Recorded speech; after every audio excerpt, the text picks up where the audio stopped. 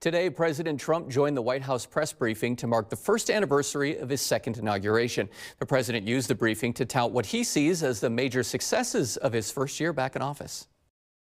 We took a country that was dead, and it's the hottest country in the world right now, and that's after 1 year.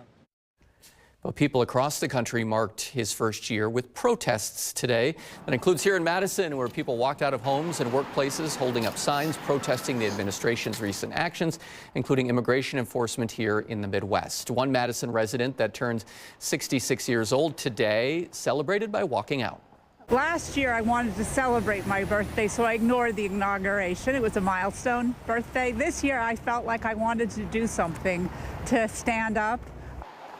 Walkouts happen in other major cities and small towns throughout the U.S., as well as virtually. A multi-coalition protest is planned at the Forward Center on State Street tonight.